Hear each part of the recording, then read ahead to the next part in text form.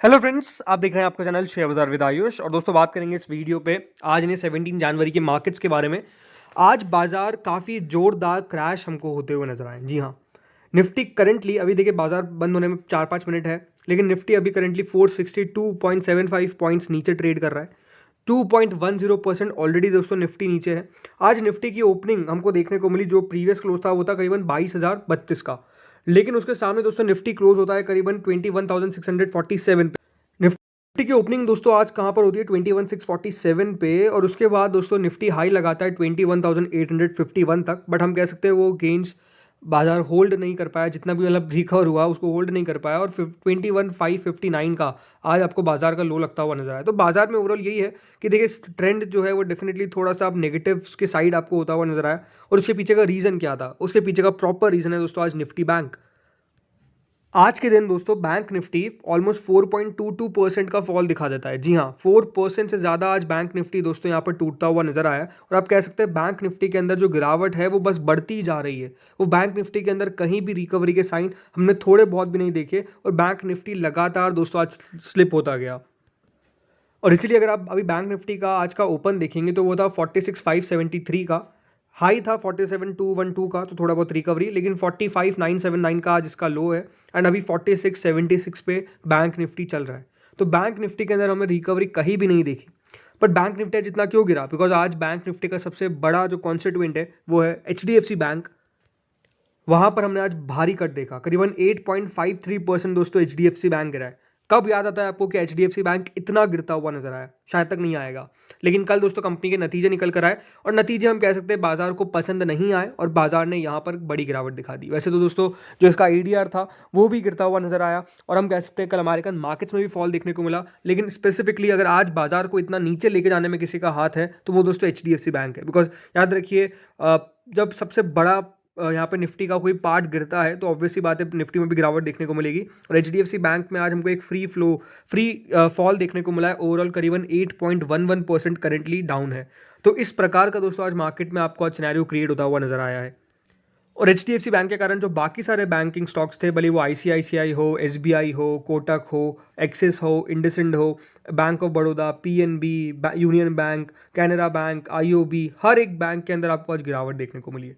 ऐसा कोई बैंक नहीं है जो आज फॉल होता हुआ नजर नहीं आया। और सबसे इंपॉर्टेंट क्या है, क्या जो बड़े दिग्गज बैंक होते हैं ना उनमें गिरावट देखने को मिली है। कोटक महिंद्रा 3.72% फॉल हुआ है, एक्सिस बैंक 3% फॉल हुआ है, राइट। तो ये बड़े बड़े बैंक है। ICICI 3% फॉल हुआ है। तो ये सारे बड़े बड़े बैंक्स आपको आज गिरते हुए नजर आ गए, जस्ट बिकॉज क्यों? क्योंकि HDFC के नंबर्स अच्छे निकल कर नहीं आए। तो बाजार का एक माइंड बन जाता है, एक्सपेक्टेशन बन जाती है कि जब बाकी के बैंकिंग के नंबर्स भी होंगे वो भी इसी प्रकार के होंगे जो आपको ज़्यादा अच्छे देखने को नहीं मिलेंगे। तो ये तो दोस्तों एक कारण था ही, लेकिन दूसरा कारण है दोस्तों अमेरिका। भले अगर आप कल नेस्डेक को देखेंगे तो नेस्डेक कुछ बहुत ज़्यादा गिरावट के साथ बंद नहीं हुआ, लेकिन अगर आप ओवरऑल खुद नोटिस करेंगे जो नेस्डेक का हाई था वो था करीबन 15,044 का, और उसके बाद नेस्डेक तेजी से नीचे आता है। उसका कारण क्या था? उसका कारण था दोस्तों जो फेड के बयान निकल कर आए। उनकी तरफ से क्या कहा गया? Top Federal Reserve official says inflation fight seems nearly won with rates cut coming. अब ये तो आपको लगेगा अरे ये तो बहुत अच्छी बात बोली है, ये तो बहुत अच्छा है, अब तो पक्का शेयर बाजार बढ़ना चाहिए था। लेकिन हर बयान को पढ़ना चाहिए दोस्तों पूरा। और इसीलिए यहाँ पर जब हम उनके बयान में आगे चलेंगे और पढ़ेंगे तो ये बात उनकी तरफ से साफ कहा गया। Yet in his remarks Tuesday Waller caution that the Fed might not cut rates as urgently as many on Wall Street have envisioned। इसका मतलब यही है कि हमारी एक्सपेक्टेशंस यही थी कि दोस्तों अब फेड शुरुआत करेगा रेट कट करना, और बिल्कुल तेजी से रेट कट करेगा। रेट कट इतनी तेजी से होती हुई नजर आएगी और बाजार जो है वो बिल्कुल आपको चलते हुए नजर आएंगे, भागते हुए नजर आएंगे।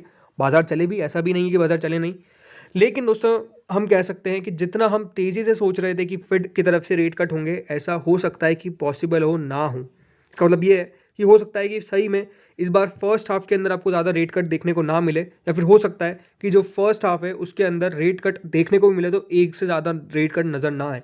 अभी भी हो सकता है कि जो उनका पॉलिसी स्टैंड हो वो यही हो कि रेट कट ना हो, लेकिन जो रेट करंटली चल रही है उसी को कंटिन्यू में चलता हुआ नजर आए, यानी कोई भी चेंज ना हो रेट के अंदर। इस प्रकार की एक्सपेक्टेशन लगा सकते हैं यहाँ पर जब फेड की नेक्स्ट मीट होती है। इस तरीके का बाजार अनुमान लगा के चलेगा।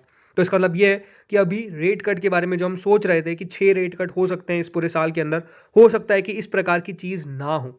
और ये बात ध्यान रखिए, बाजार के लिए बहुत बड़ी नेगेटिव थी। क्यों? क्योंकि बाजार की एक्सपेक्टेशंस पूरी इस पे टिकी हुई थी कि रेट कट होते हुए नजर आएंगे, लेकिन उनका मानना यही है कि जो इकोनॉमी है वो कंटिन्यू कर रही है एक्सपांड होना, लेकिन जो अनएम्प्लॉयमेंट रेट है वो है करीबन 3.7%, जो not far above a half century low while inflation cools. तो ये एक सबसे बड़ा चिंता का सबक बना हुआ है कि इसको किस तरीके से मेंटेन किया जाए। उनकी तरफ से ये कहा गया कि we will want to see further evidence that inflation is still on track to 2% before embarking on rate cuts.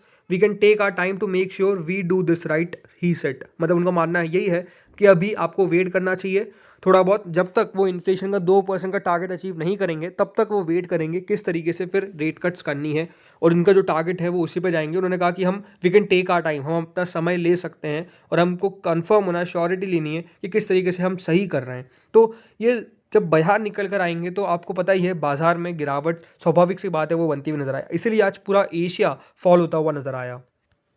एक और दोस्तों जो प्रॉफिट बुकिंग हो रही है वो है बिल्कुल वैल्यूएशंस का कंसर्न्स। देखिए शार्प रैली हमको देखने को मिली निफ्टी 50 के अंदर, 22,100 का आपको स्केल टच होता हुआ नजर आया, लेकिन इन्वेस्टर्स अब यहाँ पर डेफिनेटली अपना profit out of the table, मतलब प्रॉफिट निकालने की कोशिश कर रहे हैं, प्रॉफिट बुक करने की कोशिश कर रहे हैं।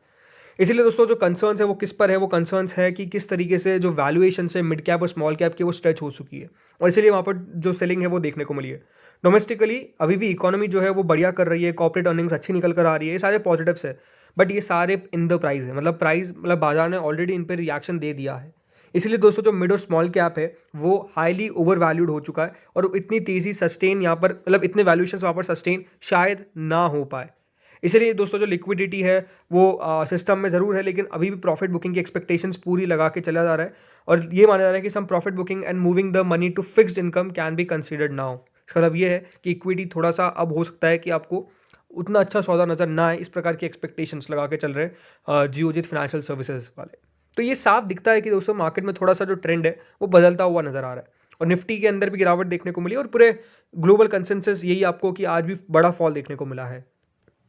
और इसीलिए तो दोस्तों आप लोग देखिए ना कि आज जो बैंक निफ्टी का फॉल देखने को मिला है ये बिगेस्ट सिंगल डे फॉल है सिंस मार्च 2022। जी हाँ, मार्च 2022 के बाद इतना बड़ा फॉल आज आपको बैंक निफ्टी में देखने को मिला है। इतना बड़ा बैंक निफ्टी में फॉल आपको रीसेंट पास्ट में नजर नहीं आएगा, लेकिन आज इतना बैंक निफ्टी गिरा है because I think HDFC bank की जो अर्निंग्स है वो ये शो करती है कि पेन अब देखने को उधर भी मिल रहा है, और नंबर्स आप खुद समझ सकते हैं। देखिए HDFC बैंक के सब समझेंगे शुरुआत में कि नंबर्स इतने खराब नहीं थे, राइट। ऐसा नहीं था कि नंबर्स बहुत ज़्यादा खराब नजर आए, कंपनी का प्रॉफिट श्रिंक हो रहा है, लेकिन बाजार प्रॉफिट से ऊपर दिखता है देखिए HDFC बैंक के लिए, बिकॉज ये बात ध्यान रखिए HDFC बैंक सबको पता है कि भारत का सबसे बड़ा बैंक है और लगातार बढ़िया करेगा।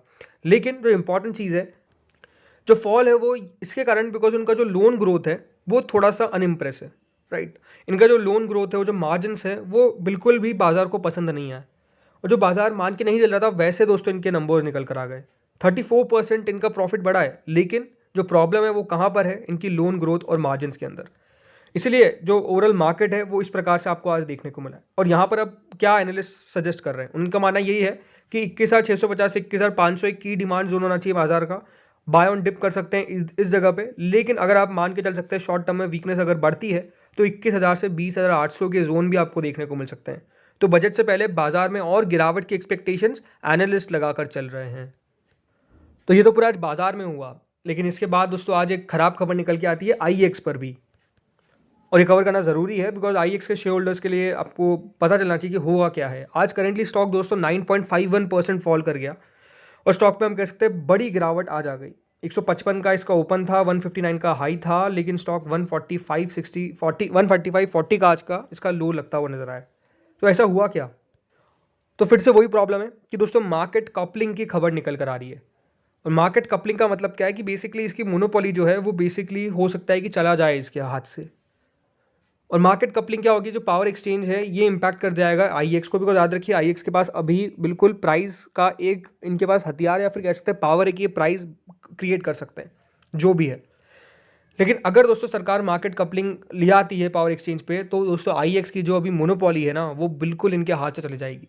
और इसीलिए दोस्तों यहाँ पर एक यूनिफॉर्म मार्केट क्रिएट करने की बात हो रही है कि यूनिफॉर्म मार्केट हो for buyers and sellers in all exchange operating in an area. ये एक्सपेक्टेशंस है कि ये इंप्लीमेंट हो जाएगा, और अगर ये इंप्लीमेंटेशन होता है तो IEX के लिए दोस्तों आप कह सकते हैं जो एक मोनोपोली है वो बिल्कुल इसके हाथ से चली जाएगी, और शेयर का गिरना स्वाभाविक सी बात है। इसलिए अभी दोस्तों स्टॉक में जितनी गिरावट देखने को मिली, बिकॉज 90% मार्केट शेयर है, यह बात ध्यान रखिएगा आईएक्स के पास, और इसलिए दोस्तों आईएक्स आज इतना गिरता हुआ नजर आया है। तो फ्रेंड्स यही था इस वीडियो में, बट मेरे हिसाब से अब निफ्टी में आज का जो लो है 21,559 या फिर आप कह लीजिए 21,550 का ये एक लेवल है जो आप याद रखिएगा क्रूशल रहने वाला है। बिकॉज अगर 21,550 का निफ्टी नीचे जाता है तो फिर थोड़ी सी फॉल ज़्यादा बनती हुई नजर आ सकती है। और यही कहूँगा कि ठीक है, कोई दिक्कत वाली बात नहीं है, आप इन्वेस्टमेंट चालू रखिए, कोई प्रॉब्लम नहीं है। पर ये बात ज़रूर है कि आप उन स्टॉक्स में जाइए जहाँ पर दोस्तों अर्निंग्स विजिबल हो रही है, जहाँ पर नंबर अच्छे निकल कर आ रहे हैं, वहाँ पर ज़्यादा पैसा लगाने के बारे में विचार करिए। तो फ्रेंड्स इस वीडियो में इतना ही था। बाकी आप लोगों का क्या व्यू है, कितना आपको लगता है मार्केट्स गिरेगा, कि यहाँ से कल एक बड़ी रिकवरी हमको देखने को मिलेगी? बस मैं यही कहूँगा आप लोग आज अमेरिकन मार्केट्स पर फोकस करिए कि किस तरीके से अमेरिका के बाजार करते हैं। अगर वहाँ पर आज तेजी आ गई तो याद रखिए बाजार हमारे भी रिकवर कर जाएंगे। बट वहाँ पर अगर आज गिरावट देखने को मिलती है तो फिर यहाँ पर भी कल गिरावट आपको देखने को मिल सकती है। और तो फ्रेंड्स इस वीडियो में इतना ही था।